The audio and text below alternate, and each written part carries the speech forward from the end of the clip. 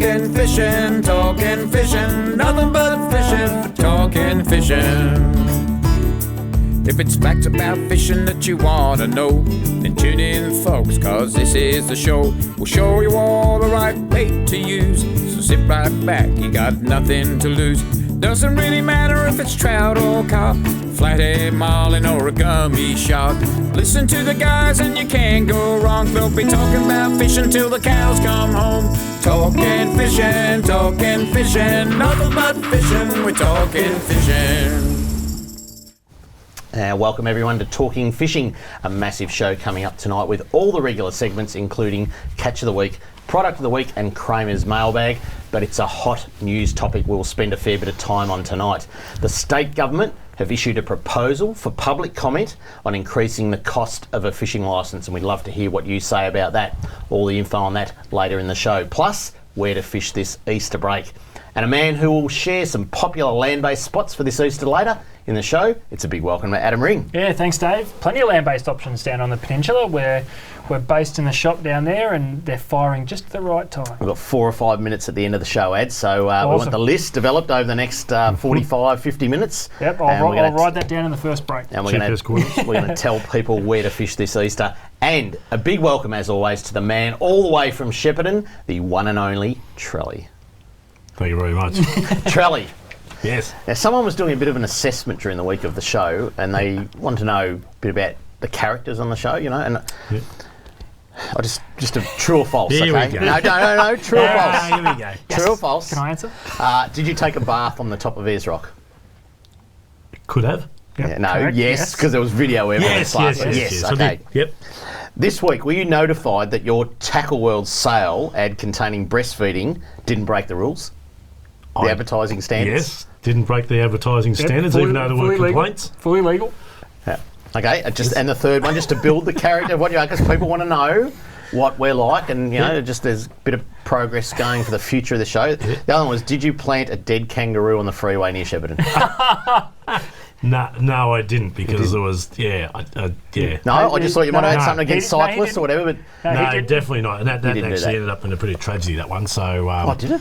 Yeah, well, it was a car coming the other way, which cleaned up a couple of others and put one in. What, kangaroos? No, one of the guys on the cyclist, and he's in a really, really bad way. So, okay, sorry, I didn't mean lovely chap, and his I didn't wife realise that. there, I just wasn't yeah, sure. no, you weren't aware of that, but that was part of that. So, yeah, no, definitely not. Big week, boys. Leading into Easter. What a glorious day it was today, hey? I know. Let's just hope it holds that for it, because it's not looking good. It's going to rain on Friday. The good thing is, I think that, it's going to rain Friday, Cold. Saturday, Sunday, Monday, and cool down a little bit. But I think the winds are quite good, and should give an opportunity for plenty of people to get out and have a fish. And a lot of people would head up to places like Eildon, up the Murray, and all that. And I had a few people in the shop this morning. I was just saying, fish the Delatite or fish Goffs Bay or the Howker Arm if you got the tinny out, for trout will be coming on the bite because we've had some fairly cold mornings as well. Rain, it's very cold mornings up there. 10 down to 10, 9 degrees now, which is good. Yesterday was the coldest night since December 12. Oh, there you go. Yeah. The climate alarmist wouldn't like that. Winter is coming. Don't forget, you can keep up to date with all the info from tonight on our Facebook page with Catch of the Week, hotspots and much more. Don't forget to like our page. If you know someone who you think would like to watch the show, tell them we now stream live on the internet, and you can also watch a repeat of our show each Thursday and Saturday mornings right here on C31. Just check the program guide for more details, and every episode is posted to our YouTube channel. You'll find the correct links to Facebook, YouTube and live streaming on our website talkingfishing.com.au. So no excuses, boys. That's it. People want to watch it Thursday morning, Saturday morning, Easter coming up, Saturday morning, lay back in bed, just have a look at it. So boys, let's have a look at what's being caught by the people at home. It's time for Catch of the Week.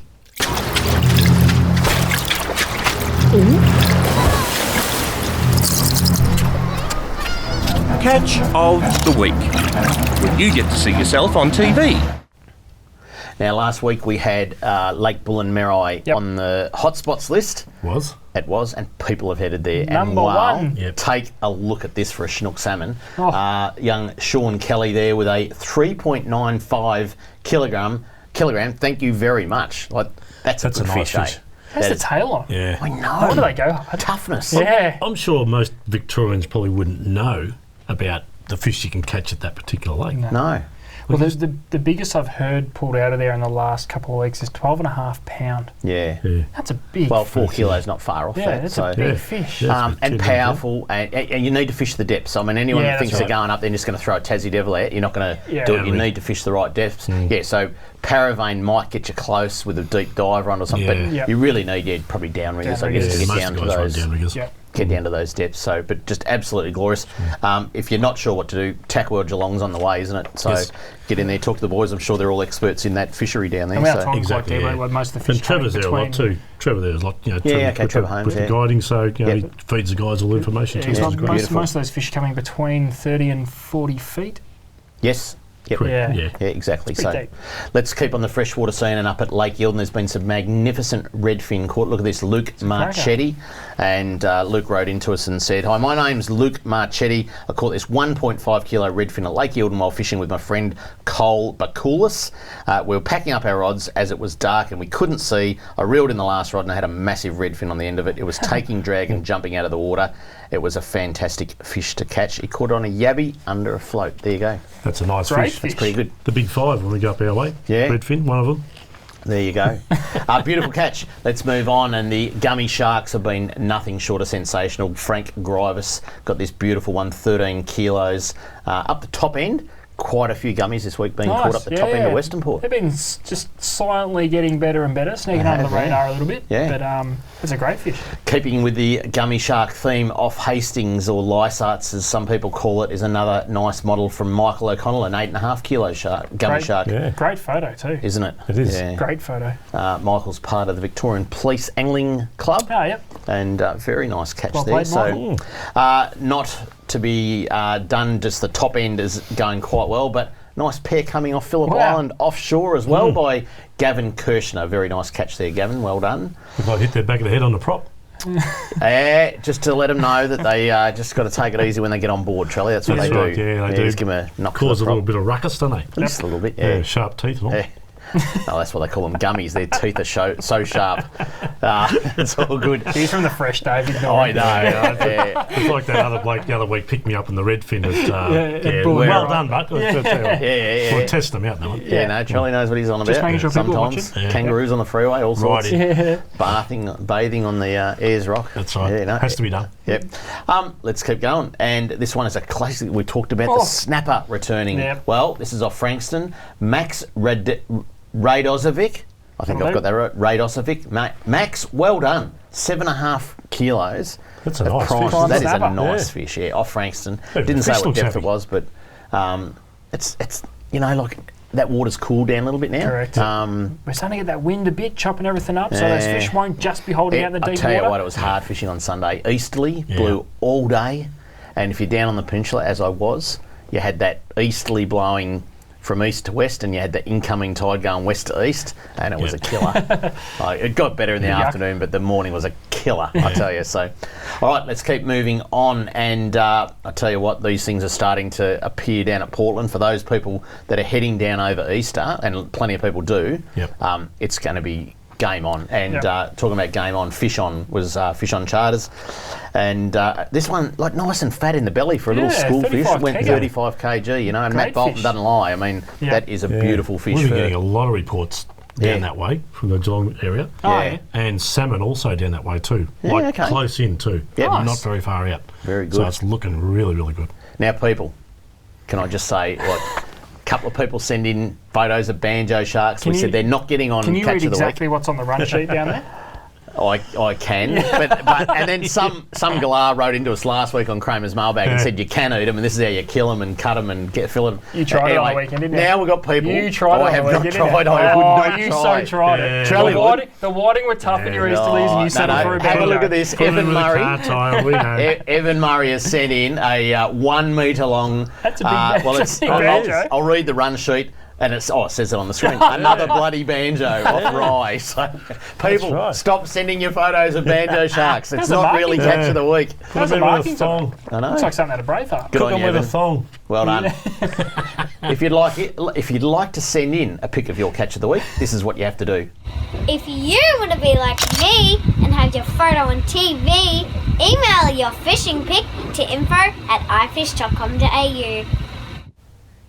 And coming up on Talking Fishing Product of the Week, and we discuss the proposed price increase of the Victorian Recreational Fishing Licence. Up next on Talking Fishing. Talking fishing. Product of the Week. Brought to you by Tackle World. Now with 8 great locations around Victoria. Tackle World, where our advice is priceless. That's why it's for free. See it down at Tackle World today. Talking fishing, nothing but fishing, we're talking fishing. And coming up this weekend, it is the Easter long weekend. Many people will be getting out in their boats and ads. There's some essential things that people must have on their boats. Yep. And you're going to show them a few tonight. Yeah, that's right. We're going to focus on the things that legally, well, I've got 5 items here that legally you must have on every boat. Yep. That leaves the harbour or jetty or ramp or whatever's going on this weekend. And I suppose we better start with life jackets because they're the number one thing. And Charlie, Yep. I You've dressed me up here, Alex. I don't think you're doing it right. Yep. You reckon? I don't know. Because I know... I want to be safe. I know you want to be safe, and from a place where you grew up, life jacket means you write a note in a bottle and throw it to the guy drowning and hope he washes us somewhere so someone can return him.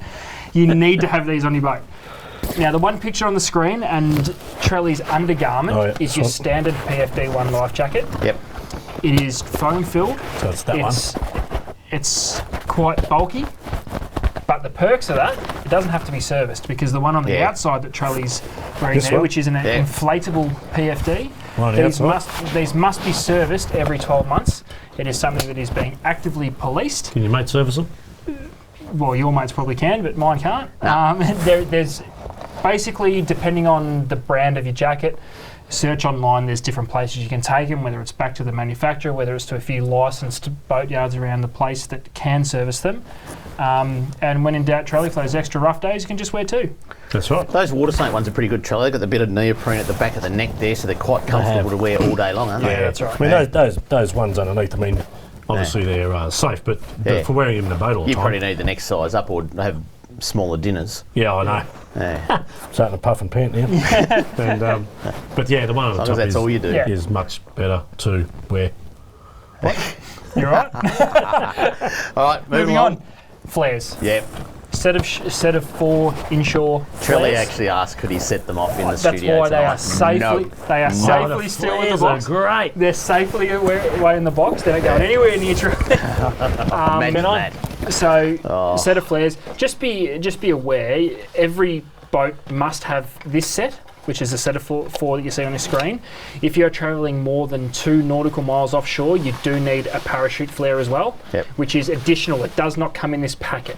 So for those heading away to Portland or those that want to try for a kingfisher or a mako offshore out from either Western Port or Port Phillip Heads, you must have a parachute flare as well. So just bear in mind, that's an important one, 3-year expiry date. Please check them before you go, because I know we will sell a lot this weekend for those who have checked them finally, and some people find they're 6 months out of date. Yep. So have a look at those. This one that often gets forgotten because there's a few little specs on them now which are law. They must be buoyant and they must be waterproof. Buoyant. Floating. They must float. Float. I thought that was floating. I don't know whether buoyant sunk after a while. That's buoyant. But It might floats. sink eventually, but Yeah. But it needs to be waterproof and it needs to float. What's the little red thing on it? It's a stand. It's like a little lantern type arrangement. Oh, yeah. Yeah, it's pretty cool. There you Good in go. the water, isn't it? Yeah, there you go. So you can flash it up in the air. I did have the battery. I did have the battery in this one, but then worked out I couldn't turn it off, so I took the battery out. There you go. But yeah, so waterproof torch must have one. Oars and paddles. Obviously, there is a boat length restriction on these because there's no point in having an Is that it? They're a 8.5 bit metre short. boat. They're playing. Telescopic. Oh, no way. So that you can store them. Look at Because that. hopefully you never need them. Now it's a bit awkward to try and show on the screen. The old telescopic paddle. So the old single piece ones pretty much are a hard sell these days because let's face it, they take up a lot of room. Yeah. So these are great. So legally you must have them in case hopefully you're not too far out when you decide that you need them. All right, it's $16.99. There you go. Hey. So pretty good. but be aware they are legally you must have these on your boat. So there's one of them. So you got your 6 metre boat. Yep, and I reckon one of the most useful... And I give this to you. Yeah, and I'll give this to you. One of the most useless looking requirements is the baler bucket. Now, this style of baler is only required if you don't have an active bilge pump. So your smaller tinnies... Does that have to be so many... You'd probably drink out of that, Charlie. Does it have to be so many millilitres? I don't know, this one's a litre. Check this book. Yeah. So, now this is That is classed as a baling bucket. It is classed as a baling bucket. Because it holds a litre. I don't know if that's the legality on it, but this one holds a litre. Yeah. But beware as well for those kayaking too. You must have one of these on a kayak. On a kayak. But on a kayak, the old car wash sponges, that counts as a baler. Does it? Really? On a kayak. So you can soak it up and squeeze it out? Correct. Yeah. But only on a kayak. Brow. Only on a kayak, You can mop up the drink when you spill it out of your 1 litre baler. Yeah, look at that. Yeah, have you ever, just to build your character, Charlie, have you ever drunk out of a sponge? I've Drink out of your shoes, sure. drunk out of my shoes, but No, just checking if you'd actually got, No, you know, it's usually got mopped soap up in it. some beer and then It's got squeezed soap it in in your it. mouth or something. But look, we do a little bit of duck hunting in boats sort of like this big, and we hunt Yeah. in swamps sort of like 6 inches deep. Yeah. And I have a bit of a gripe because you've got to have all this gear, Yeah. whether it floats in And you can you can 17 metres or it floats and you can get in- out and it's up to the ankles. Exactly. Now, if you're not sure, because there are 5 things that the most basic form of boat need, you can pick up a Victorian Recreational Boating Safety Handbook. They're free. We've got them in store. I don't know if you boys do, but there you go. You can pick them up from RSV shop, whatever. But make sure you know what's going on. 148 pages if you want to Just for a quiet read. just brush through that. Because they'll be out in force All good. the Easter weekend. All right, that's what you need for the Easter break. Everybody must have them. Make sure your gear's all up to date. All right, we're going to bring forward Fisheries News now because it's a big week. It's now time for Fisheries News. And now it's time for the news. The Fisheries News. Sounds a bit fishy to me. Now, boys, before we debate and get into the proposed increases for the licence, some breaking news today. And it's a bit of an exclusive for Talking Fishing. Sounds a bit serious, Dave. This is a good thing. Commercial catch limits introduced for Port Phillip Bay. The Andrews Labor government has taken an important step forward to ending commercial net fishing in Port Phillip Bay and Western Port with the introduction of catch limits that cap the total harvest of the fish that can be taken by commercial licence holders. This is the next step in delivering on the Labor government's commitment to end netting in Port Phillip Bay by 2022, and that legislation's only just gone through now to set the scene for how the catch limits work, boys. So good news for everyone. It's it's a first for Port Phillip Bay because unlike many of the other fisheries, there's actually no quota at all. They don't have any limit to what fish they can catch. Recently, 33 of the 43 commercial fishing licence holders in the Bay accepted compensation packages to exit the fishery next month, which starts on the 1st of April, so only a couple of weeks away.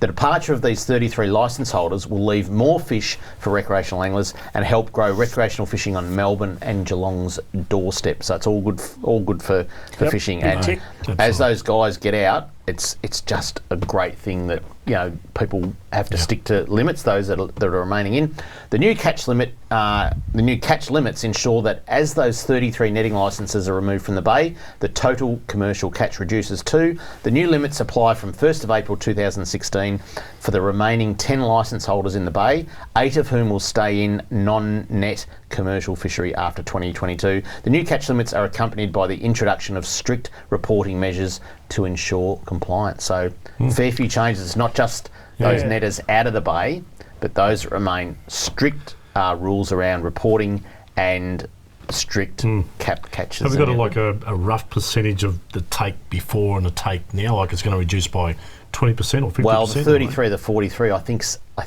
87% of the fish. Yeah. There you go. So that only leaves 13% of what was taken can still be taken.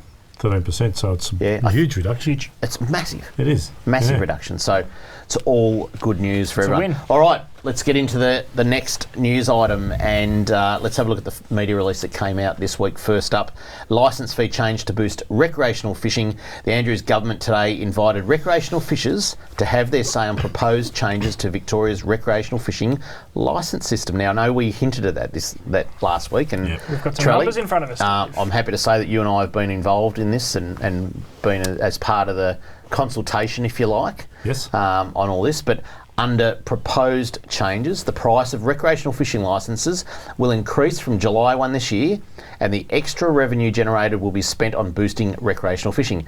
Recreational fishing licence fees have not increased since 2008, and since 1999, the price of a one-year licence has only increased from $20 to $24.50. Only 2 increases in 20 years. So it's not like it's been going up very often at all.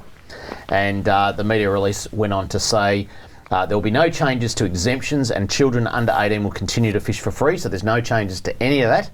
A 5-week public consultation period on the changes began today, which was Wednesday last week. Yeah, sorry, I missed it from there.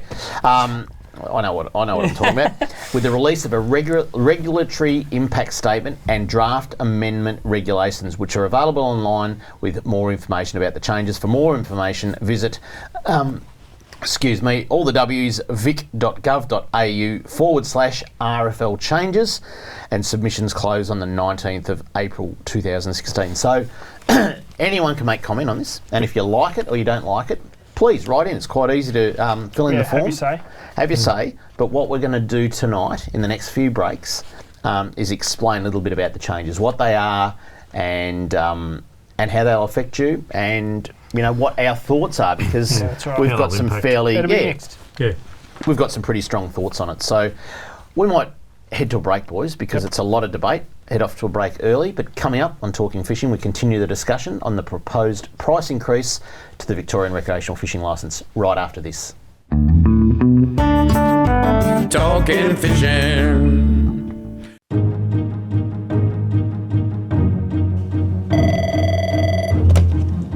Good morning, spotters. Stephanie speaking.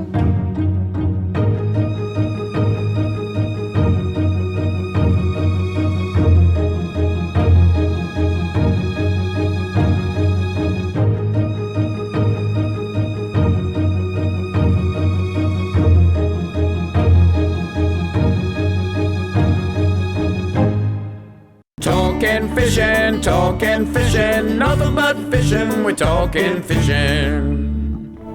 And now it's time for the news. The fisheries news. Sounds a bit fishy to me. Alrighty, let's continue on with what we're talking about, the recreational fishing licence proposed changes. Let's throw the table up, boys, and show people what the proposal is. So the first line there, at the moment it's a 2-day licence. The proposal is to change it to a 3-day licence to cover long weekends, covers Easter, start fishing at Friday lunchtime, you get through to Saturday, Sunday, Monday lunchtime, go home. Pulls you in line with New South Wales. Pulls it in line, So $6 at the moment for a 2-day. They're proposing $10 for a 3-day. The 28-day licence, now must point out that the 28-day licence is the lowest of all the licences. I think it's less than 10% of all the licence sales. Increases from $12 to $20. New South Wales are $14 for a month, so a little bit misaligned there.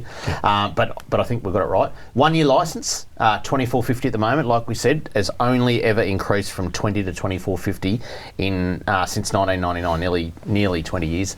And the proposal is to go up to $35, which is in line with New South Wales, and I think that's 100% right. Shouldn't be less, shouldn't be more on that one. It's the most popular of all the licences. It's been that way in New South for some time now. Absolutely. And the 3-year licence at the moment is $66. Will go up to $95 under the proposal. New South Wales gives a bigger discount, and I actually reckon, and Steve, we debated this one about how much discount should be given if you buy a 3-year licence. So, the last one on there was a group licence, which, to be honest, fisheries tell me they sell less than 50 a year. It's not available through tackle shops. It's for groups of people that aren't exempt It might be a group of disadvantaged people that are within the age bracket that they have to have a licence, and you can apply to the department and get a group licence. So they're proposing same as the 1 year that it goes up to that 35. So a couple of points I wanted to make just for debate, boys. The rec fishing licence fees have not increased since 2008, and since 1999. The price of a 1 year licence has only increased from $20 to $24.50. That's only 2 increases in 20 years because the old freshwater licence was only $20 as well. So, been very little increase. In 2014, so this is not something new. Like people, and I've already seen it on the social media, people going, the Andrews government, they're putting it up, that. In 2014, a group of us, and it says it right there in black and white on your screens, from VR Fish, Australian Fishing Trade Association, Future Fish Foundation, of which I was their representative, the Boating Industry Association of Victoria, the Charter Boat Association, Australian Trout Foundation, the chairman of the Statewide Recreational Fishing Roundtable Forum, and a non-government fisheries researcher. We all formed a licensed stakeholder reference group under Peter Walsh when he was the minister, and they proposed this. Okay, now it wasn't exactly the same because we certainly proposed some changes to their proposal. What happened, and I'll be very blunt with this, someone in the Premier's department in 2014 pulled it because it was an election year and said, you're not doing that, you'll upset the punters, and it got political. But as stakeholders, we're going, there is so much benefit from the recreational fishing licence money. It goes back into fishing, and we called for a price increase. The previous government nearly did it. It got pulled, it got political, and I reckon good on, it's a brave government to put up fees, but it's about time, and it's about time Victoria got on with spending really good money reinvesting in rec fishing. That's my opinion. Over to you, boys. Look, I agree. Like, a lot of this sort of increase is really driven by benefits, isn't it? Benefits back to the fishermen. So, and I'm always probably one of the first ones to argue any argument and say, well, why is there an increase? What we're seeing is 300,000 fish being stocked in a year, being increased to 500,000 fish being stocked in a year. No, that's million. Million. Yeah. Sorry, 3 million. Increasing to 5 million. It's increased to 5 million. So you really got to take into account, the cost of living goes up, all that type of thing, CPI, all that sort of stuff, and the benefits that we are getting through a recreational fishing licence to where it's been to where it's going. Yep. So, well, I suppose that's the big picture to where it's going, and we're finally looking at future forecasting. We've got Target 1 million, which the government introduced. We've got all these new places being stocked. We've had existing places getting stocked with more fish. This is about future planning. It's not just, we'll put the price up because it hasn't been up in 20 years. Well, the fact is there's money there, and we need money to do things that we want to accomplish. This is how it is. Yep. Dave, you give us a bit of a spreadsheet there on where the money's being spent. Yeah. So, like administration, that type of thing, but we've got fish stocking, $860,000. Yeah. Is the increased funds going to go much largely towards that rather than administration? Yeah, that's right. So we really need to sort of find out where those funds are going to be, those additional funds. Well, I think administration, you'll find, comes down, Charlie, because the more that people buy online, the less administration you need. And there is a discount to buy online too, I know. Well, let's just go to that. There's a few more points we might just quickly make before the next break. It is proposed to change the current 2-day licence to a 3-day licence to better accommodate fishing on long weekends. That's a no-brainer. If purchased online, the 1 and 3 year licences will be discounted to $33 and $90 respectively, and anglers will continue to receive a plastic licence in the mail as they have since November 2015 when plastic licences were introduced. And from 2017-18, fees will be converted. Now this will confuse people, but I can explain it, I think. From 2017-18, fees will be converted to fee units and be subject to annual indexation according to the value of fee units set by the Treasurer under the monetary. So that's confusing. That is very confusing. Sorry. I understand you, but well, we got an explanation. We went to the group meeting, but what it does adds is one fee unit, which might be say valued at $35, right? Inflation might cause that to be 1.01 of a fee unit. So it means that licence goes from 35 to, if the formula of inflation says $36, that there's an automatic process for yearly increases from 2017-18. And the problem has been that it does take a brave government to increase these fees. You do need to keep up the cost of living, the cost of projects and all that sort of stuff. So this provides a mechanism for the licence to go up at the rate of virtually inflation without any government having to write new regulations for any government to be brave enough to put them up. It's a set formula, it's fair, and seriously, $35 is 3 packs of pippies. Yeah. Anyway, up next, KRAMERS Mailbag, and we'll continue the discussion on yellow skin flathead next on Talking Fishing.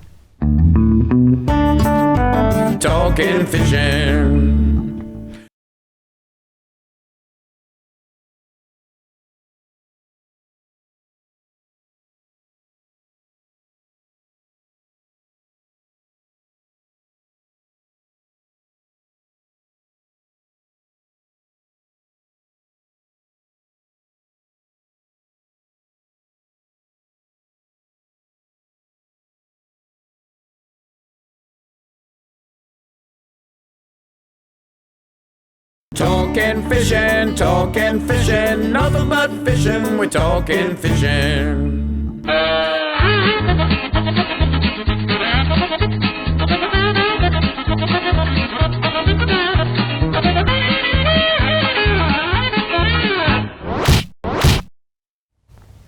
And the saga continues. Read this. Hi guys, this is from Cam. He writes, caught this flatty early February off Sandringham. Yellow stain. It's the yellowtail It's flatty. the old yellowtail flatty, closely related to the yellow belly. These are coming out of the woodwork. Every week we are getting a photo. It's epidemic. Now this, Cam writes, the yellow stain was not in the flesh after skinning it.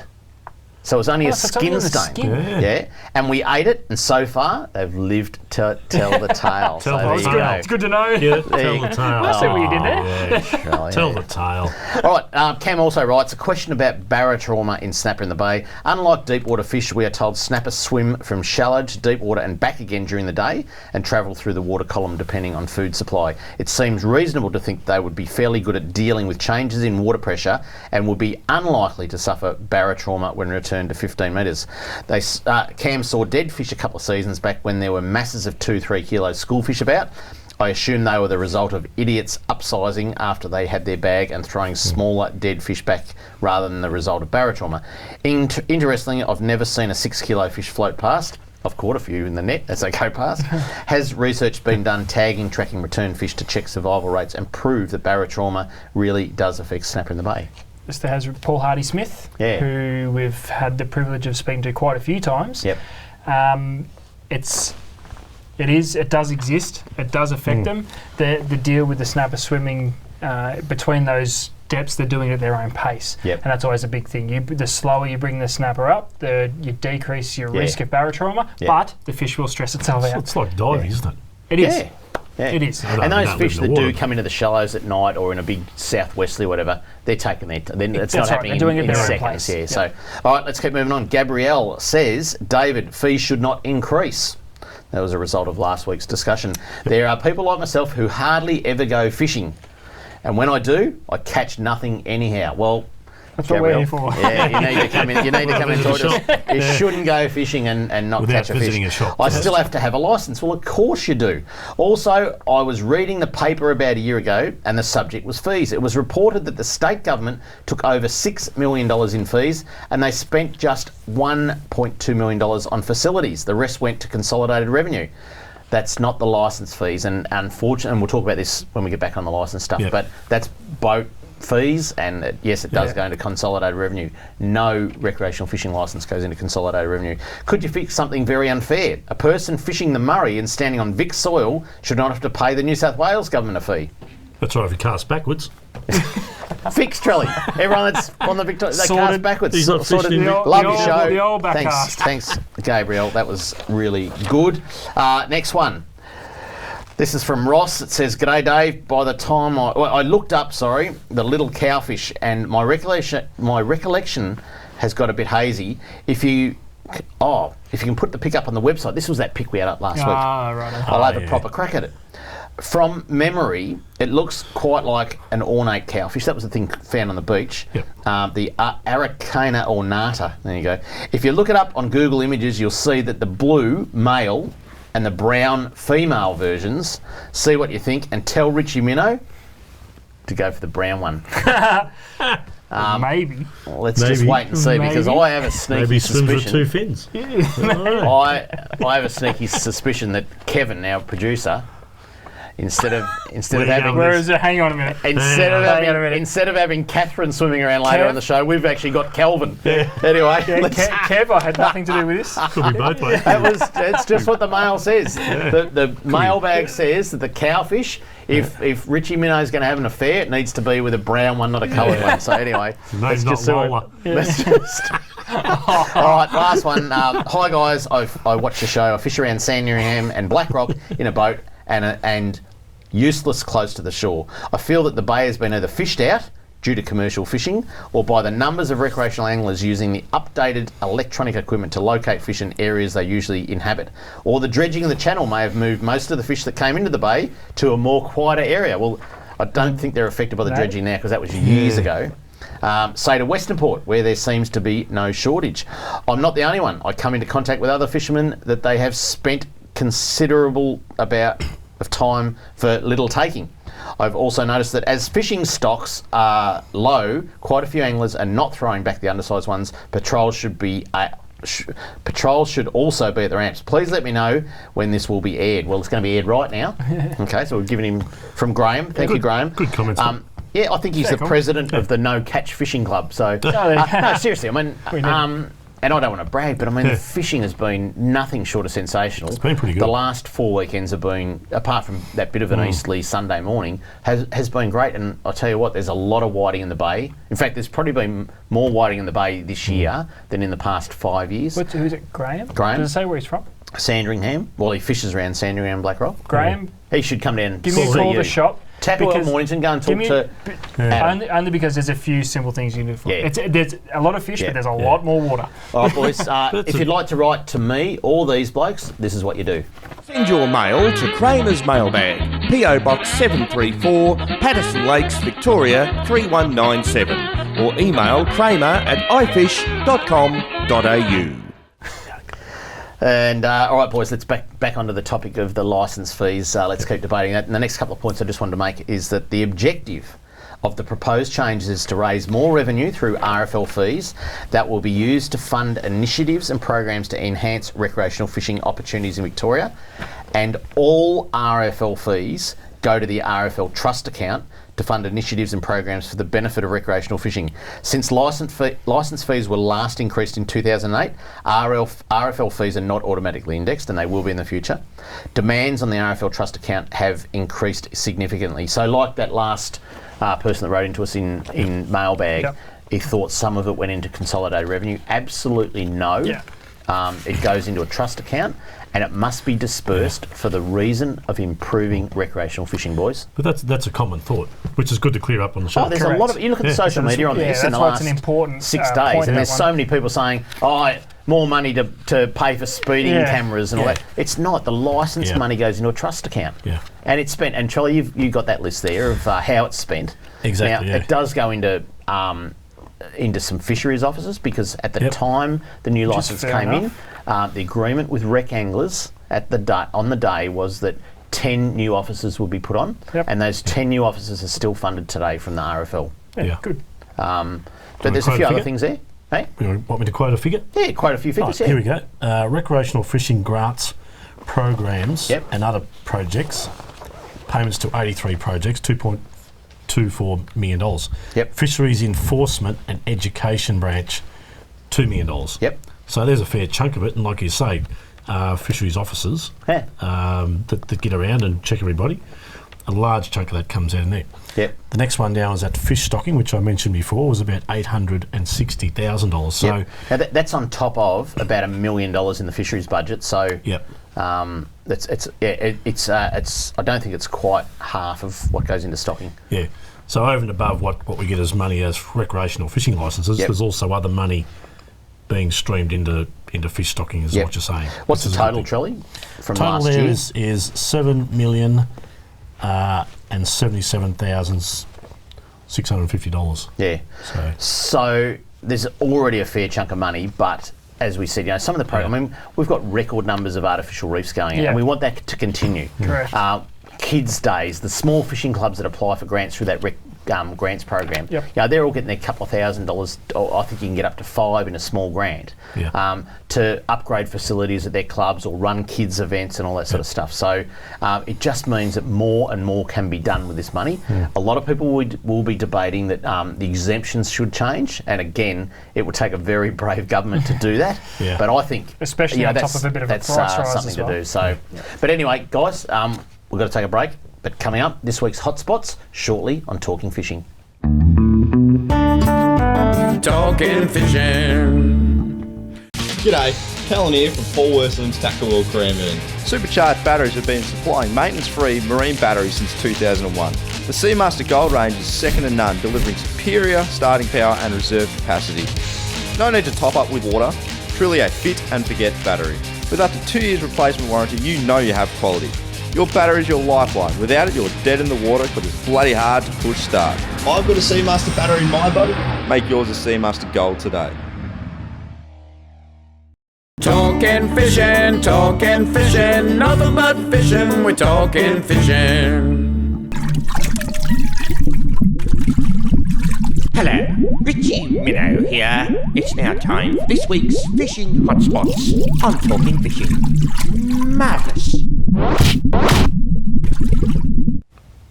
Richie. Male or female, boys? Was Was that Catherine or Kelvin? It was Or Roxanne. That Or might have been I reckon that might have been a female. it was I think it was a Brighton enough. female, wasn't it? Yeah. Yeah, it All didn't right. have brown spots to it. All right, let's have a bit of fun at home, people. If you want to get on our Facebook page in about 10 minutes' time, the cowfish, the girlfriend of Richie Minnow, will be on our Facebook page, and we're going to run a name. Oh, it's up now, apparently. They're telling me in my ear. You can get on our Facebook page now, Talking Fishing, and we want a naming competition. What would you name Richie Minnow's girlfriend? We better get into this because we've been told that we're way behind as well. So let's get under the hot spots. And the first up is Get Out on the Snapper off Frankston, as we saw young Max earlier on in Catch of the Week. 7.5 kegger. All your usual places fish. to go to. If you want to head down Mount Eliza, Mornington, that's okay too. But there's some decent fish. Get out deep and plenty of good snapper action out there. Same methods as you would in the spring, leading into early summer. Pilchards, silver whiting, that sort of stuff. So all good stuff there. The next one, I'll tell you what, there is, boys, Portsea Moorings. Get amongst the boats because there is 9 more days of netting in Port Phillip Bay left. And those guys are working triple time. It's Easter. They get their best price for the fish. And some of those open areas where you would traditionally get whiting, unfortunately, St Leonard's, Blairgowrie, Rye, Rosebud, they're getting hit hard by the netters. There's 9 days to go. And in 10 days' time, the bay will be virtually net-free and it's going to be a different place. But for the next 9 days, you really need to get to those areas where they can't net because there is a lot of whiting amongst those moorings, I can tell you. All right, let's head over to Western Port now, and the top end has been fishing sensationally for gummy sharks. We are heading to the full moon tomorrow. Correct. So you've got a few days of really, really good fishing at night for gummies if you want to get out there and get a good feed of gummy sharks. The other place in Western Port is the Tortoise Head Bank. For Whiting. King George Whiting. It's one of the best places. I know old mate. You know old mate? Old mate. Don't you worry about old mate Charlie. He gets it done. Old mate loves Tortoise Head Bank on a full moon. Let me tell you. So old mate gets it done. Yeah. Old mate. Don't worry about old pretty mate. good. I hope Jace is watching. All right, let's head inland. A couple of places that people will be going to at Easter, and before the end of the show, Adam's going to give you a good list of land-based places. But this weekend, we'll see a lot of people head up to Lake Eildon. Trelly, fishing well for the natives. It is actually. We've got a couple of reports during the week. Some nice photos of some cod being caught. Big lures, try them deep. We saw that redfin come in earlier on tonight on the Yellow Catch of the belly? Week. Yellow belly. You could try yellow belly on the rocky faces. So trawl those sort of medium or the bibless lures down rocky faces, things like that. And if you're up Lake Eildon Way, the Delatite River is the river that's fishing the best up that way. So get onto that. And the last but not least, do yourself a favour. If you Just want do to it. get one of those Chinook salmon, get to Lake Bullenmeroi because it is a magnificent place.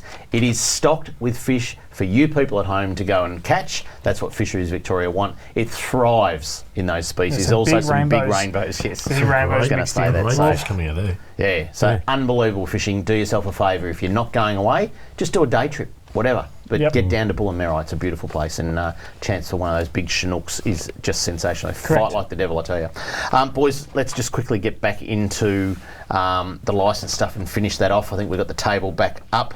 And a couple of key points here. Key recreational fishing stakeholders, of which, Trelly, you and I have been in the room, and the Victorian Government believe that these areas need further investment for increased net returns and justify a higher level of licence revenue funding. We are behind this. There's no doubt about it, and we want to see those fees increased because it just hasn't increased enough over the last 20 years, and what we think is fair, and I know there's going to be people rubbishing us.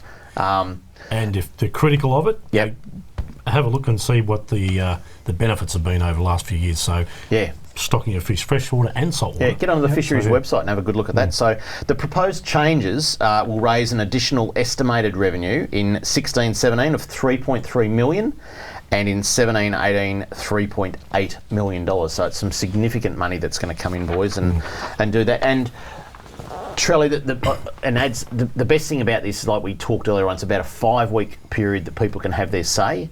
You just need to get on to, I think it's vic.gov.au/RFL changes, I think it was. I haven't got that media release in front of me anymore, but get on there and have your say. If you don't like it, tell the government you don't like it. If you do like it and you're supportive, tell them. At the end of the day, we have got a government that listens to the people, and you've got 5 weeks to have your say and tell them what you think. But there will always be that group of people out there that will bag it, and that's the way it is. There'll be a bunch of supporters. The best thing is, as many people have their say and the government makes up their mind, they might tweak a few of the prices if they don't think the prices are right. I mean, there is a few differences in that 3-day licence, the dollar value versus New South Wales versus what it is now. It wasn't set in concrete when we left the table, was it? No, absolutely. No, and that's why the submissions. public consultation area, that's what it's for. So is to hear the public's comments, views, and make the appropriate changes. But one thing for sure, there will be some changes on July 1, boys. So that's just the way it is. The other thing is, it's if you're not sure, write to us. And if you've got questions, write to us, because we'll answer them next week, won't we? I mean, Definitely. We'll do the research for you. Well, it's all open for discussion, so that's a good thing. Do you boys get much feedback in the shop about it? I mean, you know, people buy. There's a lot of people that buy 2-day licences, isn't there? There I is. think it's the second highest category. There is. And no, Do you reckon people are going to worry about $6 up to 10? I think it was. We will get some feedback, because looking at it from just a pure dollar figure, some of those increases are quite significant. Like you look at a 3-year license from $66 to $95, or yep. So that's quite significant. That's right. Even $24.50 to $35 sounds like a big increase, but the benefit is way too big. And I think it's necessary. It's not like I said, it's not just happening for. But there will be some kickback. Buy a 3-year licence, and I can put the start date and the end date on, can't I? You can.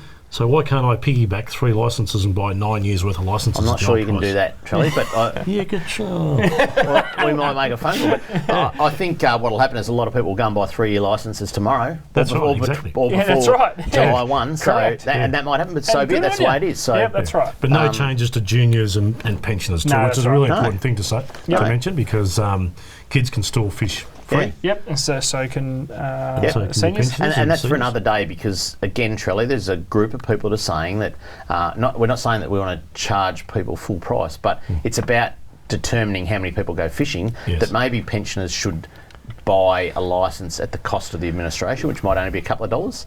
Maybe kids should have one for free. You know, I actually got some feedback on that from the boys at Snapper Point Angling Club. I got a phone call a couple of weeks back, and now's the appropriate time to talk about it. Every single one of them that hold a seniors card at the club were all in favour of paying at least an administration fee for a fishing licence. Yeah, there you go. They're just the thing purely is, simply more people on the books. More people on the books. The government looks at it more seriously, and will probably fund it more. Yeah. Because it's just the way that it works. Yeah. The user group grows, the funding for that user group will actually grow as well. And we have seen significant changes, significant improvements. Eildon wasn't what it was Yeah, correct.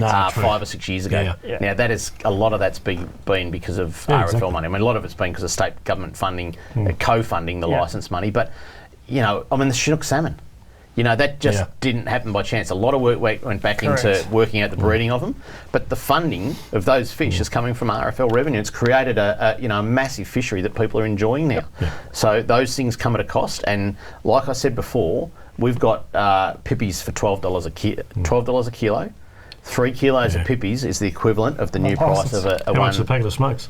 Probably not much of that. I've never smoked in my life except when someone set me alight once. But boys, let's end it there on licence. We'd love to get your feedback at home. Please write to us, kramer@ifish.com.au, or through our Facebook page. But before we go, ads, you've got about 45 seconds for some land-based Easter options. Go for it. Albert Park Lake, Yellow Belly. Get the lure casting arm on and get your eye in there. Middle of town. Lang Lang, great off the beach. High tide only. Elephant, shark, fish, gummy sharks, snapper, whole kit and caboodle. Mornington Pier, the garfish are coming on. The kingfish are still sweeping through. Big salmon, that's no-brainer. King George whiting, get a load of them. Paynesville, I think there's heaps of different little systems and jetties and bits and pieces, but Paynesville through to Lake's entrance, silver trevally, salmon, King George whiting, flathead, huge array of species there, great for the kids.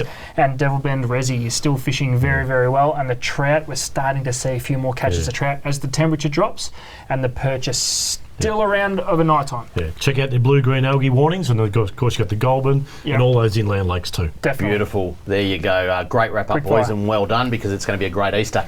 That's it for Talking Fishing. We hope you enjoyed the show. To everyone heading away this Easter, please stay safe on the roads as you travel, particularly if you're towing a boat. Until next Tuesday evening on Talking Fishing, please stay safe on the water over the Easter break and enjoy your fishing.